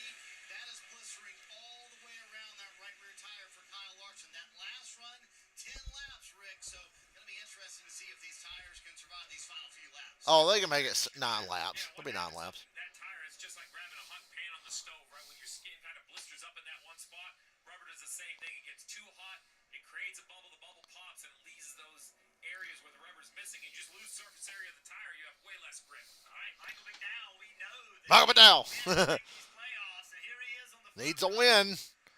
What are you willing to do to get it? Like Burton stole the words right out of my mouth. Why are they so close together?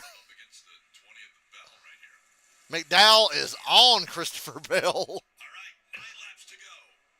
And Bell smokes him on the restart anyway.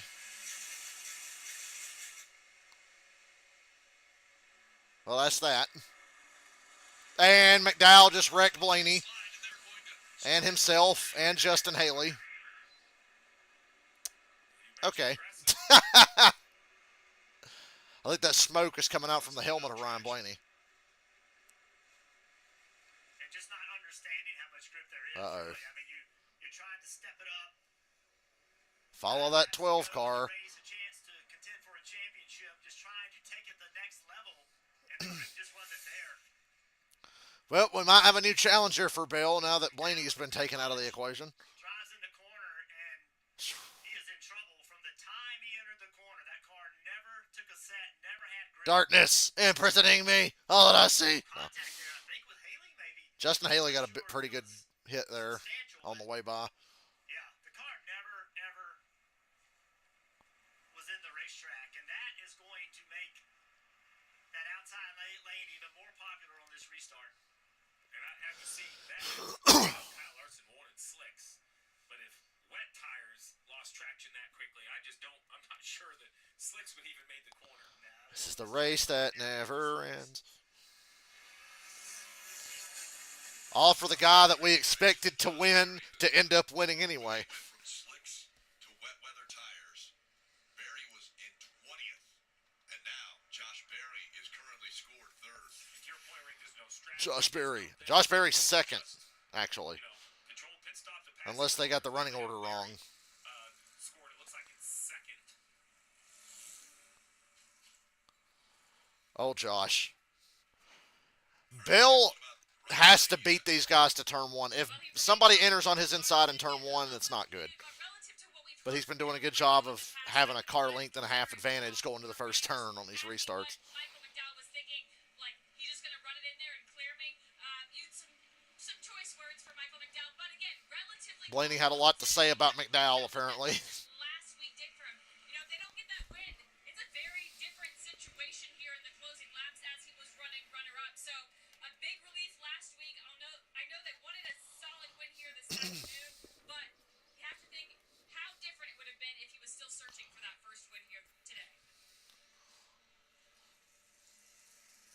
And remember, we saw impressive runs out of Berry at Iowa on the short track, and drivers at Stewart-Haas Racing, knowing that they're trying to figure out where they're going to race next year, and Berry, Briscoe, both in the top 5 right now. Haley, I can't say Justin Haley. Wow, that hit didn't do much to I thought it, like, broke the right front or something. Haley's fine. Just cracked the body. Junior, he's having a good run. Harrison Burton, Todd Gilliland, all these Harrison Burton, top 10. We couldn't listen in to the 12 radio, but maybe we can hear something on the 34 radio. 12 rolling to you here. I mean, obviously, I didn't mean to. But, man, had to go for it. That's what we did. I mean, that's fair. If I'm Blaney, I'm not happy.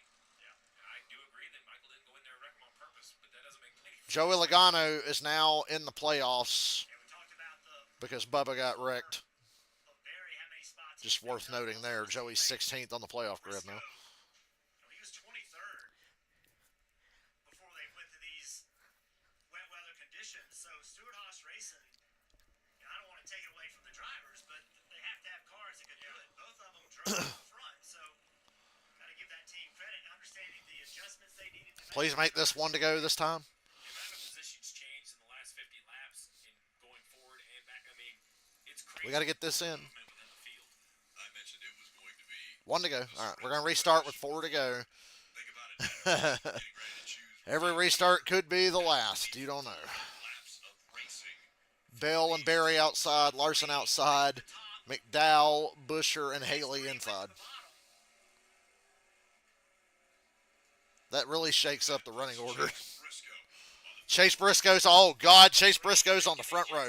You better hope you beat him to turn one. Bill, you better make sure you beat everybody to turn one by at least one car length.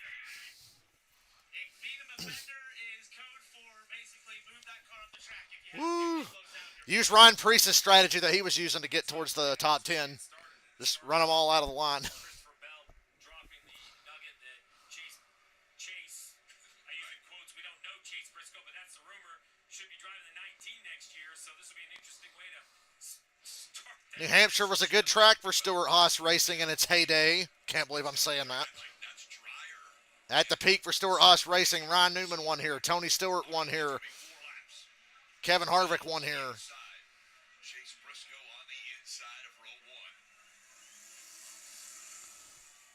Let's get it going, Bill. Oh, he didn't get going. He might have the 14 on his inside here. No, he got a push from Barry. He might be clear. Yeah, he cleared him just in time to get to turn one. Yo. And I think Bill's got it made, unless there's another yellow, which you know there probably will be. That was tense for a second. 14 almost made it to turn one on his inside. Chase Briscoe running second and third.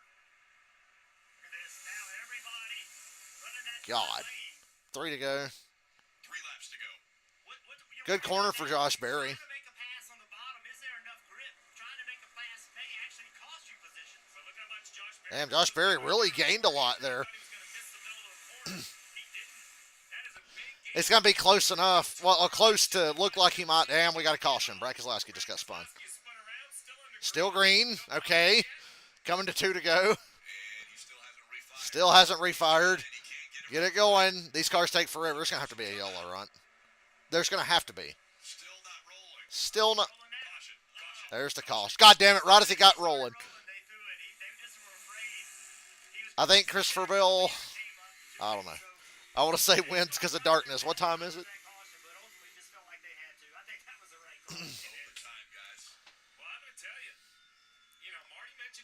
It's dark. I didn't either. Sunset wasn't until 8:29, but hell, it's 5 after 8 now.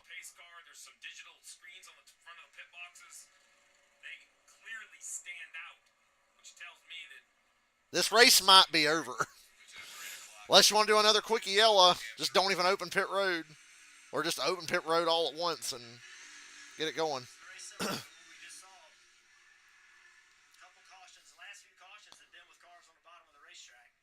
Nah, you can't pit now. Absolutely not. We're in too deep. The next gen car takes forever to get going again, and right when he got it going, they had to throw the yellow. NASCAR turned relaxed yellows on for the final few laps. Open pit road this time, and then get one to go next time. We gotta hurry.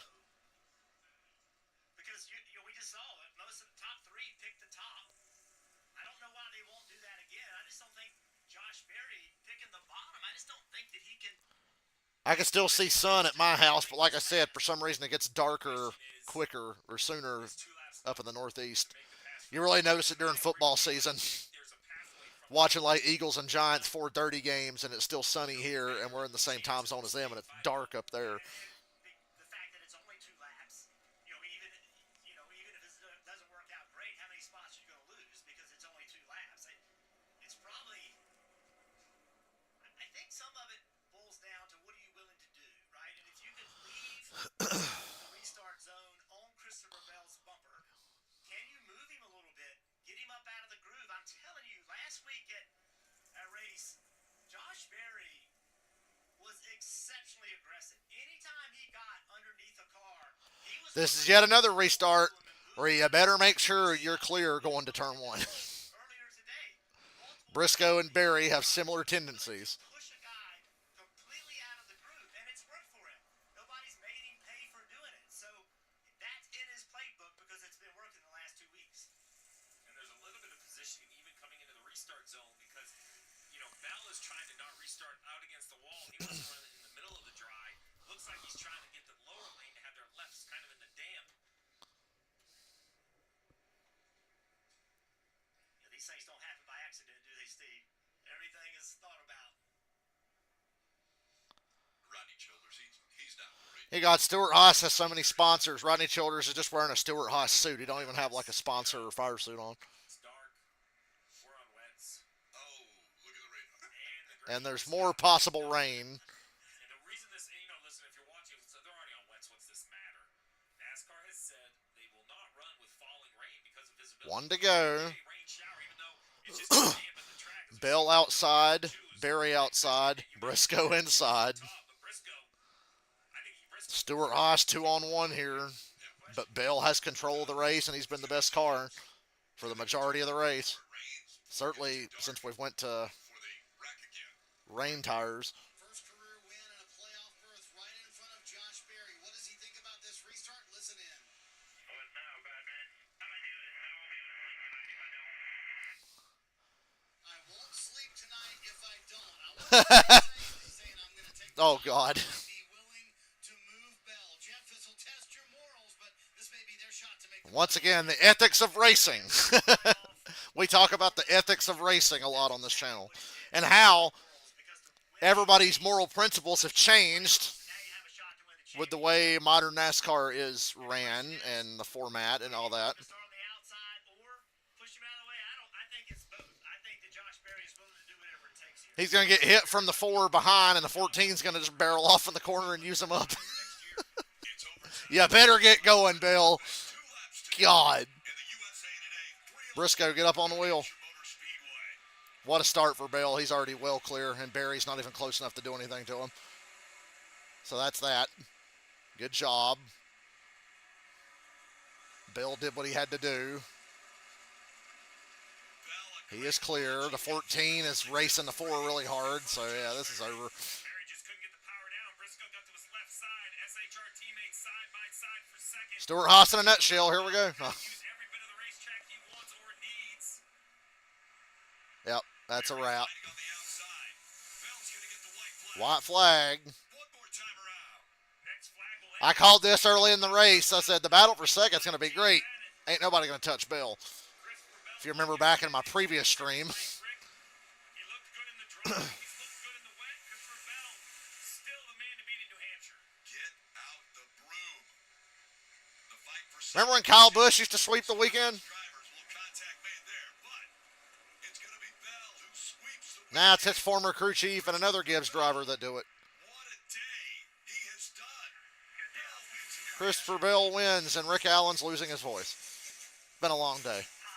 Bill, Briscoe, Barry, Larson fourth, Busher fifth. Like I said, all that time we waited for the same guy to win that was going to win anyway. Well, Reddick was going to win because of the weather. But John Hunter Nemechek got a top 10.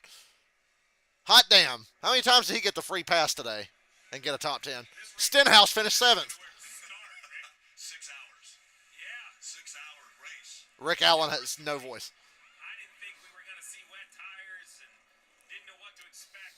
Drivers should be God damn, a top 10 for a Legacy Motor Club car. tracks coming up to congratulate his teammate.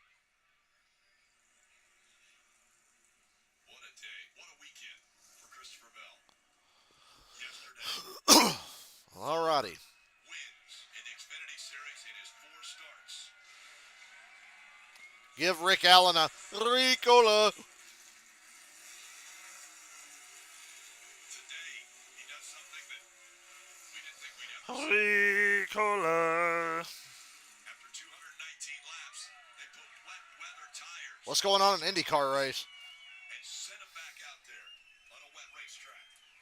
And Bell prevails in New Hampshire. When they cut back to pit road, I said, oh no, who's fighting? Nobody. Gibbs.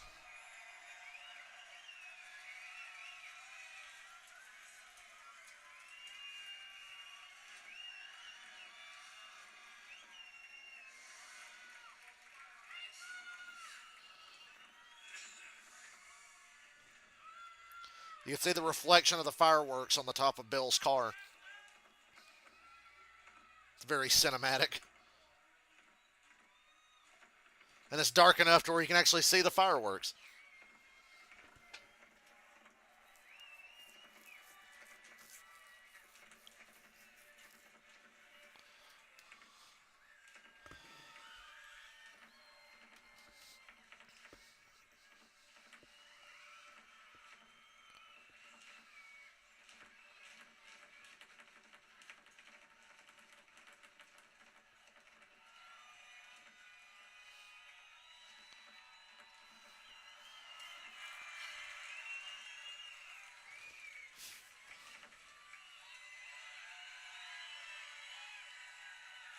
All smiles for Christopher Bell.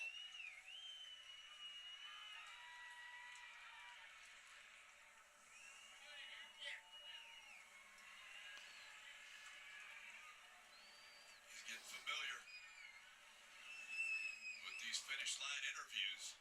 Is that checkered flag bigger than it normally is, or am I crazy? Habits are hard to break, Rick, right? That is now 7 New Hampshire wins and 11 National Series starts for Christopher Bell. 11 New Hampshire races for him between Trucks, Xfinity, and Cup, and he's won 7 of them. Do you think you would be the car to beat? You never know. You never know how this thing's gonna shake out whenever you change so many things like that and adverse conditions. I personally love adverse conditions because you're always trying to think outside the box. And whenever we went back out, I was feeling around and it felt Ryan like Preece, that 11th. Loudon groove was really, really slippery. So I tried to just run down or run up and Adam put the tune on this thing and it was turning really good. So this is really cool because Ream has won a lot here and we always have really, really special. And guys, it says this one didn't get shortened. Hey, you're not a fan of the lobster. Are you going to be cool with that? It's 25 pounds this year. I'm going to pick that sucker up, absolutely. All right, he wouldn't really want to pick it up. That is the most personality I have ever seen Christopher Bell show. He was like super hyped to win this race. 1 point behind Kyle Larson. And Marty, he mentioned the race didn't get shorted. It actually got lengthened. This one was 305 laps. And in the end, Christopher Bell gets the win. Bell wins again in New Hampshire. The sweep continues for Christopher Bell. He is currently second now in the playoff standings. What a day.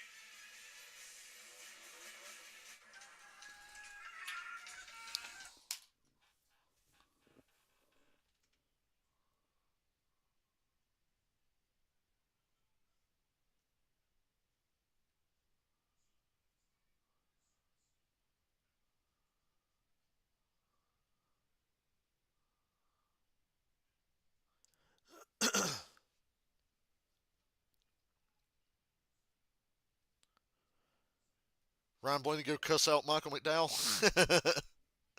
He should. I mean, that was some Truck Series shit McDowell did there. He knew that wasn't going to work. He knew. And I have a whining cat at my door. I'm about to wrap up soon. I don't think I'm going to stream anything else tonight. I'm tired.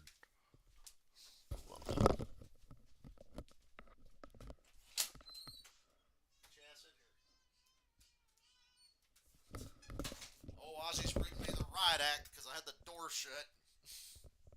Yeah, you're not happy at all, are you? Tell me to open that fucking door. Silly cat. Tell me what to do.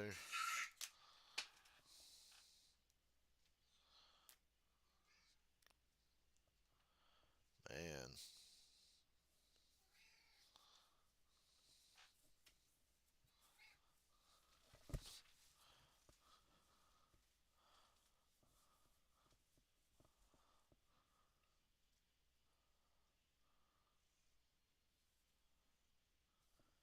Meow. Ozzy? Ozzy, was he? At least I got to see a real winner. I mean, raced it out all the way to the end.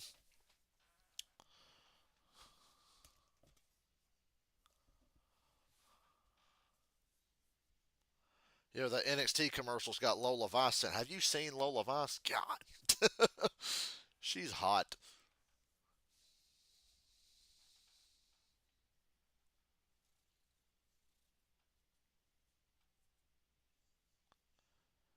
This is a really long commercial break. And I'm probably sitting here for no reason.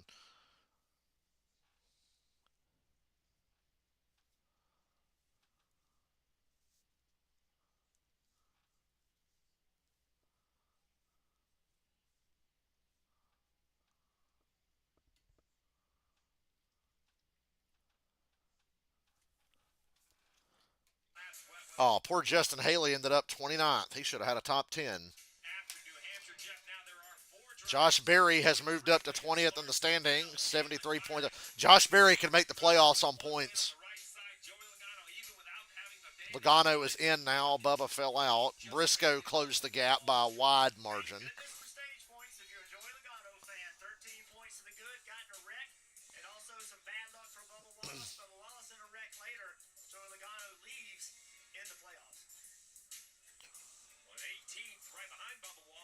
Closing in on that cut line, looking like he has a chance to make a run for the playoffs. Chase Briscoe, he's standing by with Parker. Steve, it was a huge day for Chase Briscoe. They came in this race 44 points out. You're now 25 points out of the playoffs. And at one point in stage one, you were fighting to stay on the lead lap. You restarted the red flag in 23rd, but you came up second. How'd you do? Even with a long overrun, NBC's giving you better post race than Fox.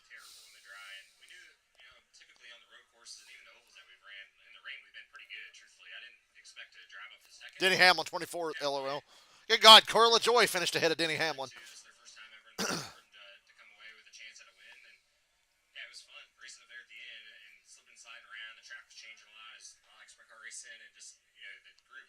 changing lap in and lap out. So, yeah, if you would have told me 2 hours ago that we would have ran second, I don't think I would have believed you. But overall, yeah, great day for us. And Told me definitely 2 hours ago that they were going to restart this race and finish it. I would not have believed you. So good overall day for sure. You ran second, so I think a lot of fans want to know how would you assess these wet weather tires and what we just all went through and experienced here over the last second portion of this race. Yeah, I thought it was really good. Truthfully, I think we could have probably started with the track honestly a little bit wetter.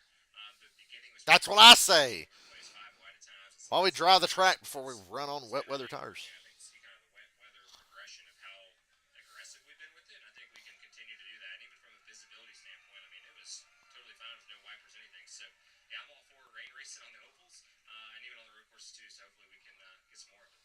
It's a passing grade for Chase Briscoe, Kim. As we talk about rebounds, how about Josh Berry? Josh Berry. 20th, ultimately finished Josh third. Berry supremacy. Wanted more though out of that restart, the overtime restart. Take me through it. What could you have done differently now that you look back at it? Yeah, we were debating back and forth on bottom or top. I really wanted to take the front row, but it just seemed slick down there, right? And I just felt like I'd be stuck racing probably Chase, who had been in the outside, kind of like we ended up. Honestly, I think I probably just, I really pushed Christopher out there really hard, and I think that kind of checked my momentum. And then I just got a little loose off of two. I got Chase back to my left rear, he kind of drug me back, and we just got stuck racing and had a drag race there to the line. But yeah, it's like I said earlier, right? The rain was a new opportunity for us, and we capitalized. The car was really, really good that second half. I mean, we cut right up through there. So just started out the day really strong and ended it strong too. Ty Dillon ended up 20th. Good God. Some of these results are bizarre. Yeah, I think it works well, right?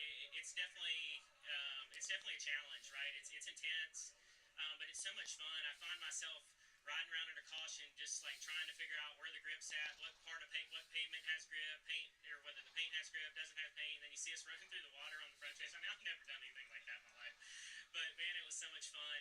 Our car was really strong, right? That helps, right? Like there's it's not just us driving it in the rain, right? It takes the adjustments and the air pressures and everything it takes to make it go on the rain tires. Rodney did a great job. Everyone on the 4 teams did a great job. Like I said, we were strong to start the race, come back at the end and got a third place finish.